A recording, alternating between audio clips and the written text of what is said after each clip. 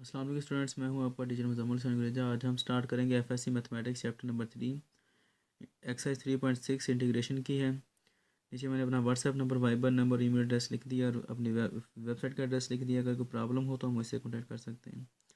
जब आप मेरी ये वीडियोस देखें, इनको लाइक करें, शेयर करें और मेरे चैनल को सब्सक्राइब करें। आज हम स्टार्ट करेंगे क्वेश्चन नंबर 10। फंक्शन जो दिया गया इंटीग्रेट करने के लिए वो है integral 0 to 3 dx over x square plus 9 आता है। अच्छा, अब ये काफ़ी इजी फंक्शन है। इसके अंदर है हमारे पास एक्स का स्क्वायर आ गया प्लस 9 आता है, हम 3 का स्क्वायर कर सकते हैं। अब ये वही चीज़ आती है कि integral 1 over x square plus a square, ठीक है। ये अगर हो तो इसका इंटीग्रल फार्मूला आता है 1 ओवर ए tan इनवर्स एक्स ओवर ए, ये आता है इसका फार्मूला। तो हम यही चीज़ अप्लाई करेंगे यहाँ पर भी, सेम वही चीज़ है, सिर्फ एक ही जगह पर 3 आ रहा है।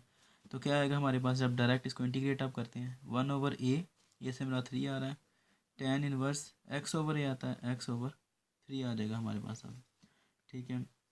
तो जो लिमिट आती है वह है 0 to 3 आती है।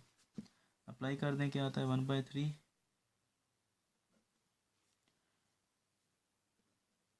tan इनवर्स एक्स की जगह पर अपर लिमिट लिखते हैं 3/3 माइनस लोअर लिमिट क्या आती है हमारे पास 0/3, ठीक है जी।